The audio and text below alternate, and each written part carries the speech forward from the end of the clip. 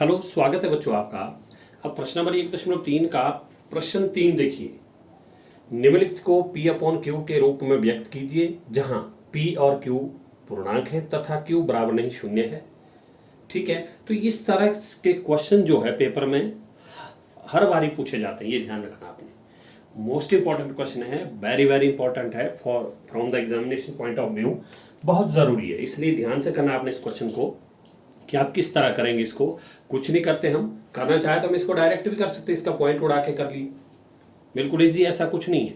लेकिन हम क्या करेंगे, इसको करने का तरीका थोड़ा अलग सा है। तो क्या करेंगे आप इसमें, आप इसको लेट करके चलते हैं कि माना, क्या करते हैं हम कि माना x बराबर है 0.6 बार। जो हमारे पास ये दी है, हमारे पास ये संख्या, इसको लेते हैं हम x के बराबर। किसके बराबर लेते हैं? x के बराबर। फिर क्या करते हैं हम, यहाँ पर इस बार को खोलते हैं। तो क्या करते हैं कि इसलिए x बराबर है 0.6 बार। 6 बार का मतलब 6 जो है बार बार आएगा, 6 6 6 सो ऑन करके आप आगे लिख सकते हैं। That is equal to equation number 1। और आप इसको क्या लिखेंगे? समीकरण 1 लिखेंगे। ठीक है, अब देखिए ध्यान से क्या करेंगे आप, ये जो हमारे पास समीकरण 1 आया, हम करते हैं कि समीकरण 1 को दोनों ओर,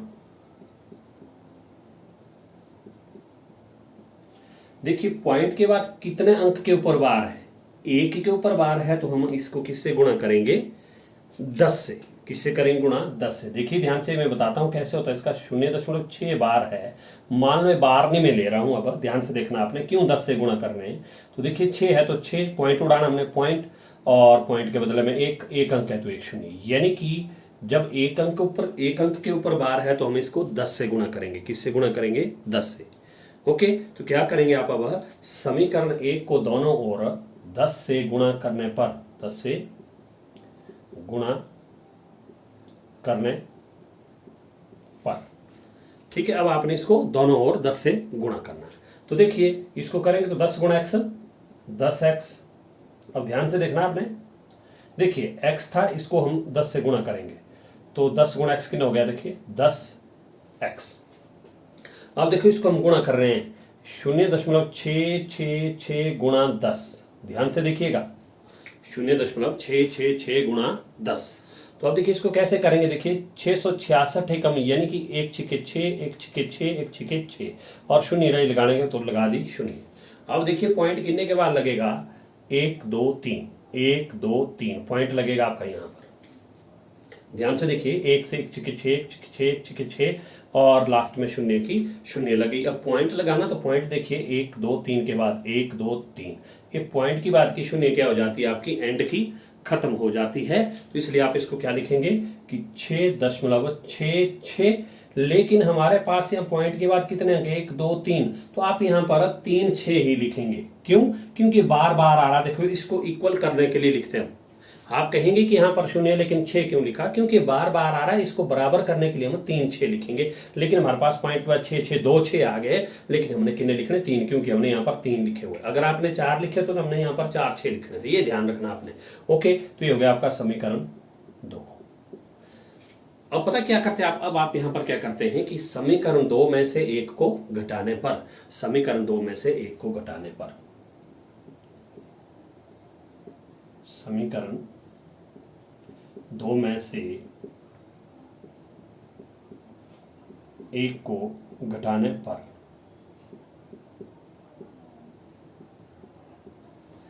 ओके।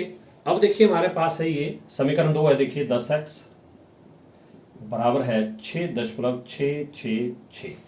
अब जिसको घटाना वो नीचे लिखते हो। कहाँ लिखेंगे? इसके नीचे, इसके सामने। देखो समीकरण 1 है, देखिए x और बराबर है, आगे है पॉइंट के सामने पॉइंट होना चाहिए, उससे पहले शून्य, उसके बाद 6 6 6। लिखने का तरीका ध्यान से रखना आपने, ये ध्यान रखना। अब आप इसको घटाएंगे। क्या करेंगे? घटाएंगे। देखो बीज गणित में घटाती बार क्या होते हैं, जो आपकी निचली वाली संख्या है उनका क्या होता है? चिन्ह चेंज। अब x से पहले क्या चिन्ह है? कोई चिन्ह नहीं, तो प्लस है तो ये हो गया माइनस। यहाँ भी देखिए इससे पहले कोई चिन्ह है तो ये भी हो गया माइनस। अब देखिए घटाएंगे आप, 6 में 6 घटे शून्य, और 6 में 6 शून्य, 6 में 6 शून्य, और पॉइंट का पॉइंट, और 6 में 0 6। ओके, अब इक्वल का इक्वल। अब देखिए यहाँ पर 10x है, यहाँ पर कितना होता है? 1 होता है, हम लिखते नहीं है। जिनको नहीं लगेगा बताओ, तो देखिए 10x। अब यहाँ पर x है तो इसका मतलब है 1x, ये माइनस का देखो क्योंकि इसका चिन्ह माइनस बन गया, तो 10 में घटे 9x, सिंपल सा। यहाँ भी आप सिंपल घटा सकते हैं, 10 में घटे 9x। ओके, अब पॉइंट के बाद की शून्य क्या हो जाती है आपकी, खत्म हो जाएगी। तो यहाँ पर लिखेंगे आप, इसलिए 9x बराबर है, ये बच गया केवल 6। अब हमने यहाँ पर x की वैल्यू फाइंड आउट करनी, तो इसलिए आप लिख सकते हैं कि इसलिए x बराबर है 6, ये गुणा करने वाला चले जाता है अपॉन में, बटे में। अब आप इसको काट भी सकते हैं, देखो 3 से कटेंगे दोनों, देखो 3 कम 3, 3 दूने 6, 2 आगे बीच में, उसी तरह 3 कम 3, 3 दून 6, 3 3 9। तो हमारे पास जो x का मान आ रहा, देखो काट के कितना आ रहा है, 2/3। देखिए हमारे पास काट के आ गया कि 2/3, क्योंकि 3 दूने 6, 3 3 9, तो x आ गया बराबर है 2/3। आप इसको इंप्लाई दैट करके लिख सकते हैं कि P/Q, क्योंकि इसको कहा था हमें कि ये P/Q के रूप में लिखना है। तो आप लास्ट में लिख सकते हैं कि इसलिए P किसके बराबर हुआ, इसलिए P किसके बराबर हुआ, 2 के बराबर, और Q किसके बराबर हुआ, 3 के बराबर, and that is your answer. Okay, देखो बच्चों अभी इसी का सेकंड पार्ट है। देखिए कि 0.47 बार को आपने P/Q के रूप में व्यक्त करना है, और साथ में P और Q क्या है, पूर्णांक है, तथा Q बराबर है नहीं, 0 है। तो इसको भी आप आगे करेंगे, देखिए कैसे करेंगे, वैसे ही सेम, वैसे ही कि आप क्या करेंगे जब इसका सॉल्यूशन करेंगे, तो वैसे ही कि माना x इज इक्वल टू 0.47 बार, जो भी हमारे पास दे उसको हम x के बराबर मानेंगे कि x इज इक्वल टू 0.47 बार। फिर आपका दूसरा स्टेप क्या है कि आपने इस बार को खोलना है, तो आप लिखेंगे कि इसलिए x बराबर है 0.47। अब देखिए बार किसके ऊपर है, केवल 7 के ऊपर बार है। किसके ऊपर है बार है, 7 के ऊपर बार है, तो आप 7 को बार बार लिखेंगे। देखिए 7 के ऊपर बार है तो 7 7 7, मैंने 3 बार लिखा है इसको, और सो ऑन करके ये हो गया समीकरण 1। फिर वही चीज गुणा करने की बारी आ रही है। गुणा करने के लिए क्या करेंगे आप, समीकरण 1 को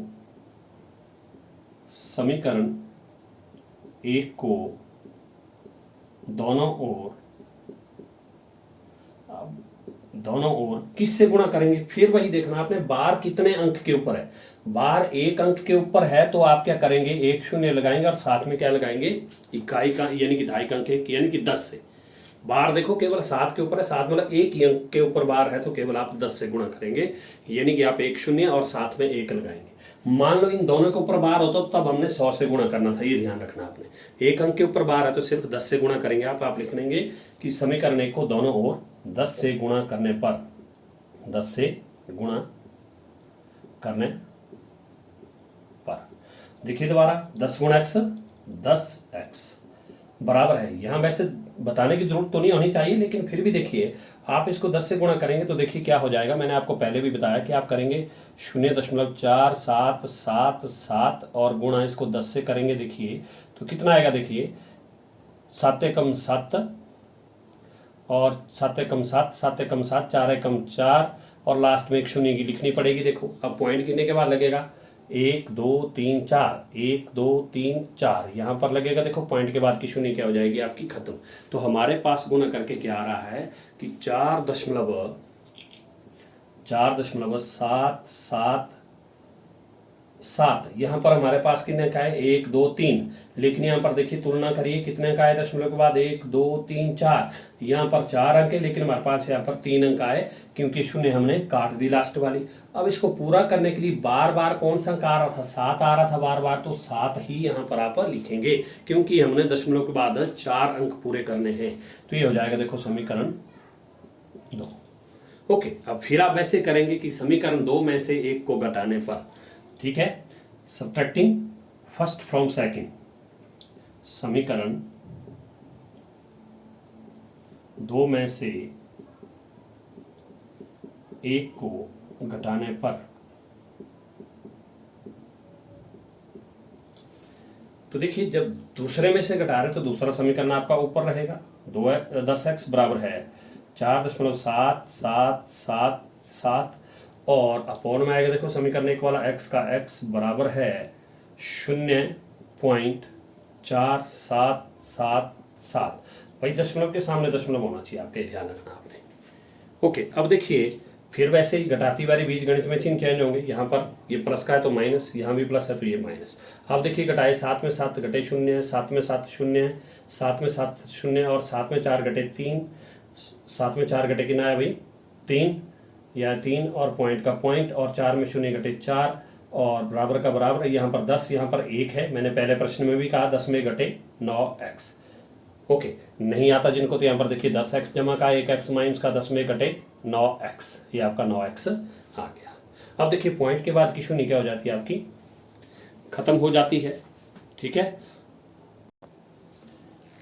तो अब आप लिख सकते इसको कि 9x बराबर है 4.3। हमने इसको दशमलव नहीं रखना है, अब आप इसका दशमलव भी उड़ाएंगे तो हमारे पास आगे देखिए कि 9x बराबर है 43। पॉइंट के बदले में लग गया 1 और उसके बाद एक अंक है तो 1 0।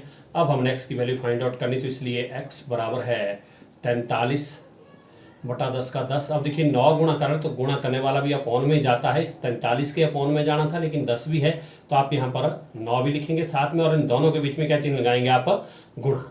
ये ध्यान रखना आपने। ओके, अब देखिए अगर कटता तो काटिए। देखो 9 एकम 9, 9 दूनी 18, 9 3 27, 9 चौक 36, 9 पंजे 45, नहीं कट रहा है, कोई नहीं कट रहा तो छोड़िए। तो आ गया x बराबर है 43 बटा 10 90। तो आप इसको इम्प्लाई दैट करके लिख सकते हैं क्या, कि आगे हमारे पास p अपॉन q के रूप में आ गया। तो जहां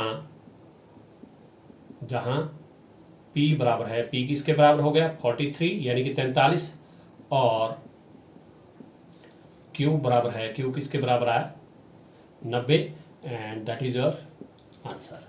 तो इस तरह से करेंगे आप, ये आपने ध्यान रखना। ओके।